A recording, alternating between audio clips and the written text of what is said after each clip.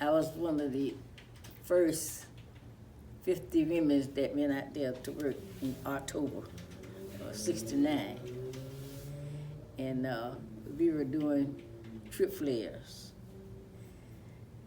And we had an assembly line. Every day, we might have a small fire.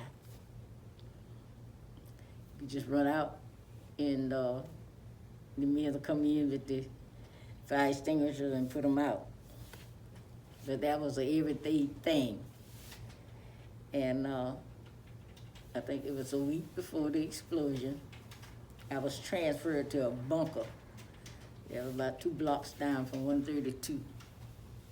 And we were doing fuses.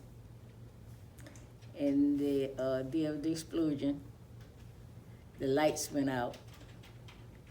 And some of the women were sitting on those little round stools, and we had a boom. It knocked some of them off the stool. And the first thing I said, that's 132. I knew it was 132. And I ran to the door and I looked down there, and all you could see is smoke and boom, boom, boom. I had a sister down there and a niece, cousins and all that down there. And here I am trying to pull these women back, because they was going to go down there because they had relatives down there. And I'm fighting with them, trying to keep them from going down there until somebody came by and picked them up to take them to the gate. Then another supervisor came by. He was in a station wagon, and he had 2 people in there. And he was so nervous, he said he was trying to transport them to the hospital. So I told him, I said, well, I'll ride with you. So I jumped in the station wagon, and we were taking them down to Gibbs. And when we came up in the back, because that's what they call it, the emergency room coming in the back, and I looked back, and I seen Flossie Massey. She was sitting up on the van. She was in shock, because it blew her arm off. And I walked up on the back porch, and the first lady I saw was Annie Mae James. She was already dead. They had them laying out, and they hadn't covered her all the way up. They were laid out on that back porch. So I walked through, and I still didn't know where my sister was, or my niece. And I happened to be walking through the hospital, and a door had opened, the examining room, and I looked at, she was in there. Both of them was already in there.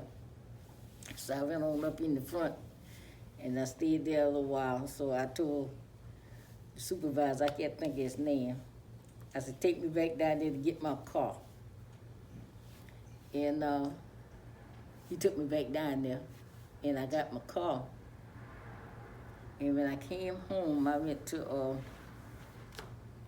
Cheryl Sullivan's mama's house. And she kept asking me, where was Cheryl? Where was Cheryl? I said, I don't know, I hadn't seen her. She said, well, I hadn't heard, where is Cheryl? I said, I don't know. I said, somebody told me they have her in a helicopter. I don't know where she is. But she had passed on the route to the hospital. So later on, I talked to my nephew, who was helping them to get the bodies up and all that, because like I said, he served time in Vietnam during that time. And the only thing he said that saved my sister and my niece, they were running, and he pushed them down in the ditch and told them lay flat, don't run, just lay there. And that would save them. And they called me the next week, asked me did I want to come and help them clean up. No, I ain't coming back. I am not coming back.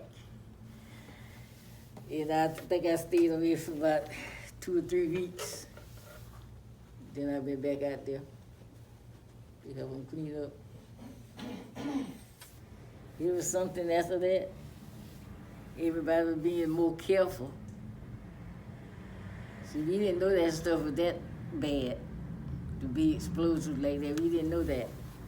We just thought it was just another day of fire. That's why I believe most of those people got killed. Because they knew that we have fires every day.